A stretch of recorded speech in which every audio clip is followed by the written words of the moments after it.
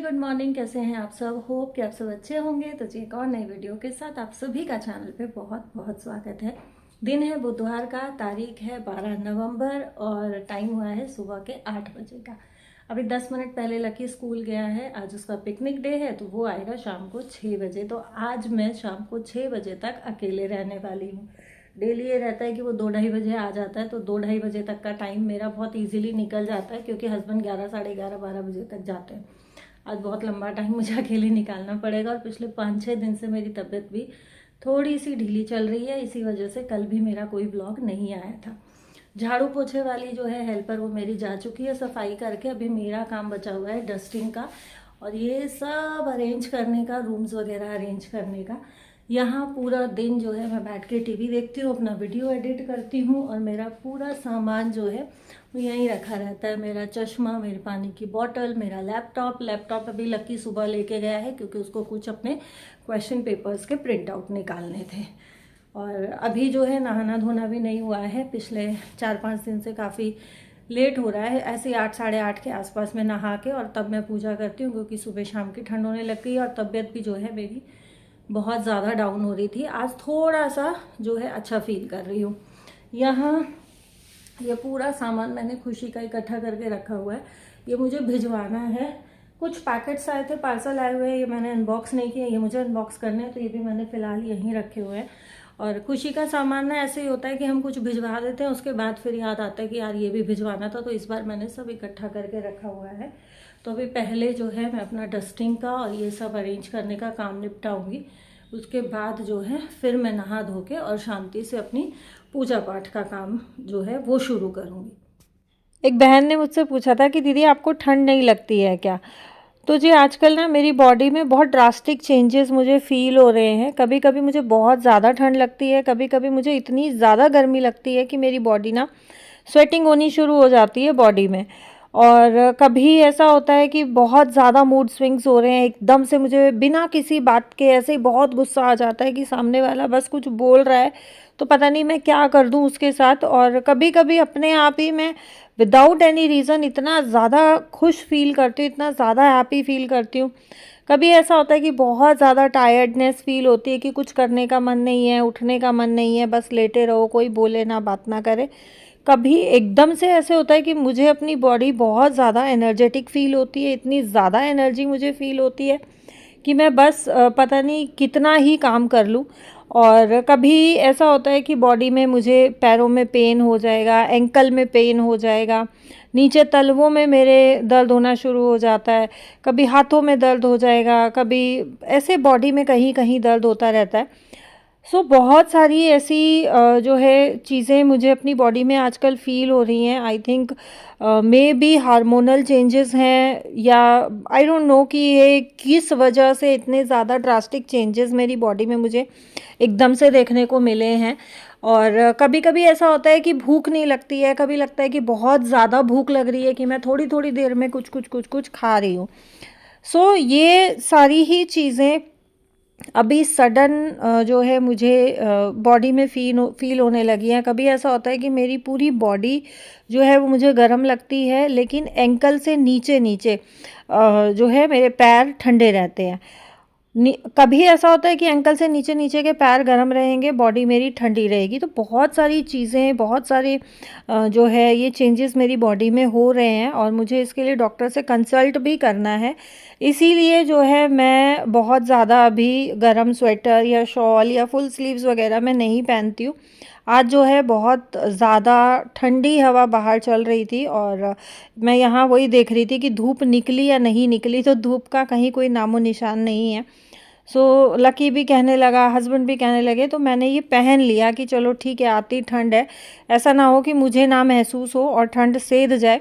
मैं और कप ऐसे मतलब पूरा दब दुब के फुल स्लीव्स कपड़े पहन के ना मेरे से काम भी नहीं हो पाता है। बट ठीक है, देखो सबकी बात सुननी भी चाहिए और माननी भी चाहिए घर में। और ज़रा सी ठंड शुरू होते ही ना मेरे पूरे घर में कारपेट्स और मैट्स जो है मैं बिछा के रखती हूँ, क्योंकि सबसे ज़्यादा बुरी आदत मुझे ही है नंगे पैर घूमने की।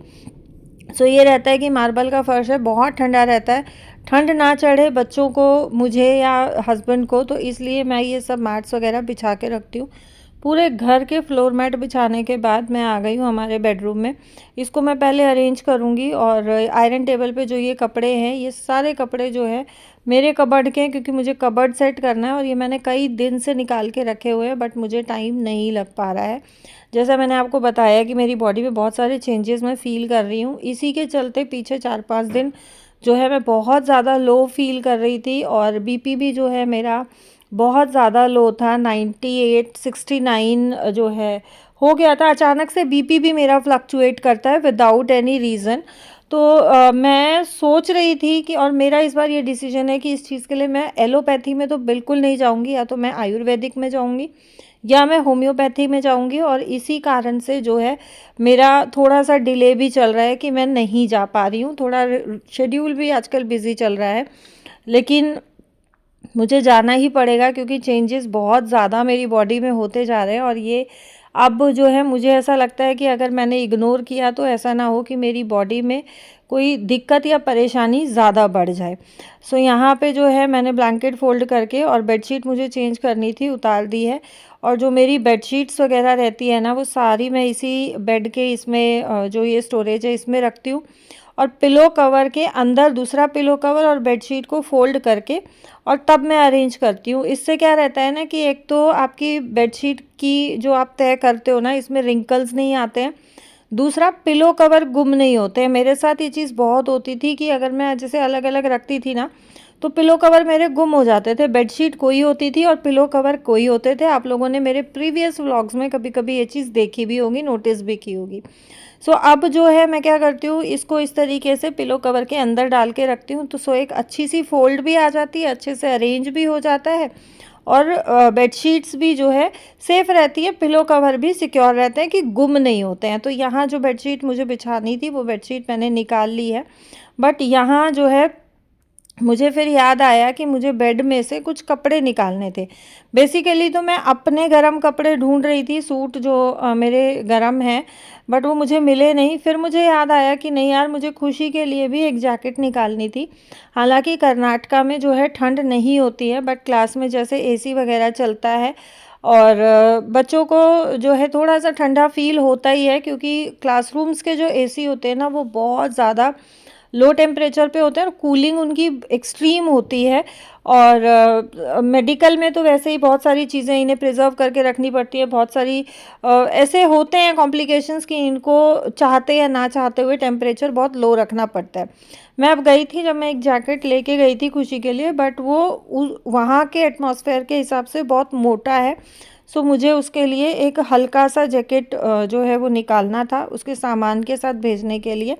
और मैं यहाँ फिर लगे हाथ, मेरे को काफ़ी टाइम हो गया था ये मेरा बेड बॉक्स खोले हुए, तो मैं वही चेक कर रही थी कि कौन सी चीज़ कहाँ पे रखी है, ताकि जो है जब भी मुझे दोबारा निकालने की ज़रूरत पड़े तो मैं फटाक से उसको निकाल लूँ। और बेड बॉक्सेस में ना हमें हाथ मारते रहना चाहिए, उनको अरेंज ऑर्गेनाइज करते रहना चाहिए, ताकि दिमाग में रहे कि कौन से बेड बॉक्स में आपका कौन सा सामान रखा है। पीछे क्या हुआ कि जब खुशी गई थी, खुशी के यहाँ पे ड्रेस कोड है सूट का, तो उसने 2-3 सूट स्टिच कराए थे, बाकी कुर्तियों के साथ उसने जो है लेगिंग और पैंट वगैरह वो जो है हम लोगों ने सेट बनवा के उसको दिलवाए थे। सो जो सूट उसने सिलवाए थे उसमें मैंने भी 1-2 सूट सिलना दिया था। तो मैंने क्या किया, एक सूट मैंने निकाला था, उसकी चुन्नी मेरे कबर्ड में रखी हुई थी और सूट मैंने उठा के, पहले ये था कि मैं दे के आऊँगी टेलर को, फिर लास्ट मोमेंट वो चीज़ कैंसिल हो गई तो वो मैंने बेड में डाल दिया। अब वो चुन्नी मेरे को जब जब दिखे, मुझे सूट याद ना आए कि सूट कहाँ पे, क्योंकि ये बेड बॉक्स खोले हुए मुझे काफ़ी लंबा टाइम हो गया। डैडी जब बीमार थे तो उसमें मेरा बहुत ज़्यादा बिजी रूटीन चल रहा था, तो मुझे मौका नहीं मिल रहा था कि मैं अपने बेड बॉक्स को एक बारी से रीअरेंज कर लूँ। और मैंने टेलर को फ़ोन किया, मैंने खुशी से पूछा, मैंने पूरा घर छान मारा, बट वो सूट मुझे नहीं मिला। At the end of the day मैंने टेलर को बोला, भाई आप अपने पास ढूंढो, मुझे लगता है कि मैंने आपको सिलने के लिए दिया था, बट वो सूट मेरे पास नहीं आया। टेलर भैया ने मुझे फिर चुन्नी की फ़ोटो मंगाई, तो उन्होंने कहा मेरे पास नहीं है, आप अपने घर में ही ढूंढो और बाकी फिर भी मैं देखूँगा। सो एक दिन ऐसे ही कुछ निकालने के लिए बेड बॉक्स खोला रैंडमली, और वो सूट बेड बॉक्स में, तब मुझे ये हुआ कि नहीं यार, ये बहुत मतलब मेरे साथ इससे पहले ऐसा कभी भी नहीं हुआ था। फिर तुरंत ही मैंने टेलर भैया को जो है इन्फॉर्म किया कि ऐसे ऐसे हुआ है और सूट मुझे मिल गया है। टेलर भैया भी काफ़ी रिलैक्स हो गए थे, क्योंकि जिनसे मैं सिलवाती हूँ मैं बहुत सालों से सिलवा रही हूँ और उनको पता था कि आज तक कभी ऐसा हुआ ही नहीं है, तो यही कहीं ना कहीं रख के भूली हैं। यहाँ जो है मैंने जो बेडशीट बिछाने के लिए निकाली थी वो थी लकी वाले बेड की, और जब मुझे आइडिया ही नहीं था, जब मैंने वो बिछाई है ना तब मैंने देखा ये काफ़ी बड़ी बेडशीट है। सो मैंने चेंज करके और दूसरी वाली बिछा ली है। और ये इस तरीके के छोटे छोटे काम ना मैं बच्चों से कराती हूँ, और जब आप अपने हाथों से ये सब काम नहीं करते हो ना तो आपको आइडिया नहीं रहता है। और आज जो है मैं पूरी कोशिश मेरी रहेगी कि मैं अपने कबर्ड को जो है आज अरेंज कर लूँ और ये सारे कपड़े मैं सेट कर लूँ, क्योंकि जब प्रेस होती है ना तो ये सारे कपड़े बेड पे आ जाते हैं, फिर बेड पे से फिर आयरन टेबल पे 3-4 दिन से ऐसे ही चल रहा है। हस्बैंड जो है वो ऑफिस जा चुके हैं और मेरा डस्टिंग वगैरह सारा काम हो गया है। ब्रेकफास्ट मैंने कर लिया है। नहाने से पहले जो है मैं मशीन लगा के गई थी, क्योंकि थर्सडे को ना तो मैं सिल धोती हूँ ना ही कपड़े धुलते हैं, तो मुझे ये था कि जो भी 1-2 लॉट आज धुलना है वो धो के और मैं अपना कपड़ों का काम निपटा लूँगी, क्योंकि फिर थर्सडे को जैसे कपड़ों का काम ना धुलते हैं ना तय होते हैं, ना काम नहीं रहता है। सो इसकी जगह पे ना मैं घर का कोई एक आधा एक्स्ट्रा काम कर लेती हूँ, जैसे मुझे किसी कॉर्नर की डीप क्लीनिंग करनी है या फ्रिज साफ़ करना है या किचन के कोई कबर्ड्स या ड्रॉर साफ़ करने हैं जो एक्स्ट्रा काम होते हैं। सो यहाँ पे एक ही लॉट के जो है कपड़े थे वो धुल गए हैं। और अच्छा, एक बहन ने मुझसे पूछा था कि ये मशीन आपकी कितने केजी की है, तो जी ये मेरी 12 केजी की मशीन है। और एक और मुझे कमेंट आया था कि दीदी रिप्लाई ज़रूर करना कि आप लोग बॉटल का पानी यूज़ क्यों करते हो। तो जी ये चीज़ मैं आप लोगों के साथ कई बार ब्लॉग्स में शेयर कर चुकी हूँ। मेरे हस्बैंड को डॉक्टर ने मिनरल वाटर जो है वो बताया हुआ है पीने के लिए, तो वो पिछले कई सालों से मिनरल वाटर ही पीते हैं। सेकेंड थिंग इज़ कि हमारी इस सोसाइटी में समरसीबल लगा हुआ है और मेरे पास जो आरओ था वो समरसीबल के पानी को फ़िल्टर करने में सक्षम नहीं था। अभी जिनके यहाँ पे अपने खुद के फ्लैट हैं उन्होंने जो हार्ड वाटर को फ़िल्टर करता है वो वाला आरओ लगवाया हुआ है, और हमें वो आरओ लेने का कोई फ़ायदा नहीं है, क्योंकि पता नहीं कितना टाइम यहाँ रहना है और कब हमें ये फ्लैट जो है वो शिफ्ट करना पड़ जाए, तो फिर से वो जो है हमें आरओ चेंज करना पड़ेगा। सो अब यही होता है कि जब हस्बैंड ने मिनरल वाटर पीना ही है तो वो सबके लिए ही आ जाता है, और जब सबके लिए आ जाता है तो फिर खाना भी मिनरल वाटर में ही बन जाता है। तो बस यही रीज़न है जो है मिनरल वाटर या बॉटल का पानी यूज़ करने का। और किनले ही हम लोग यूज़ करते हैं, किनले के अलावा बाकी कोई दूसरा मिनरल वाटर हम लोग यूज़ नहीं करते हैं। यहाँ कुछ कपड़े जो है मैं इस वाली बालकनी में डालूँगी, क्योंकि हल्की फुल्की धूप अभी निकली है, और कुछ कपड़े जो है मैं दूसरी बालकनी में डालूँगी।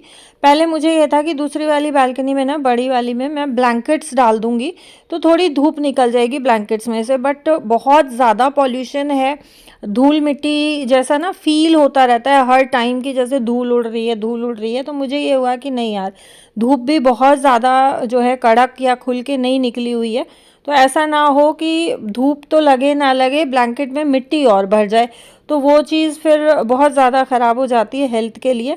सो मैं बाकी के कपड़े लेके ये बड़ी वाली बालकनी में आ गई, और बाकी के कपड़े जो है मैं यहीं पे डालूँगी। दूसरी वाली बालकनी में जो मैं नेट पे बेल लगा रही थी वो मैंने करेले की बेल लगाई हुई है, और उस पे छोटे छोटे बहुत सारे करेले लगे हुए हैं, मैं दिखाऊंगी आप लोगों को। एंड आई होप कि इस वीडियो में मैंने सभी के क्वेश्चंस को आंसर किया है। जो लोग फर्स्ट टाइम मेरे चैनल पे विजिट कर रहे हैं प्लीज़ चैनल को सब्सक्राइब कीजिएगा। वीडियो अच्छी लगी तो लाइक और शेयर करना नहीं भूलिएगा। Thank you so much for watching.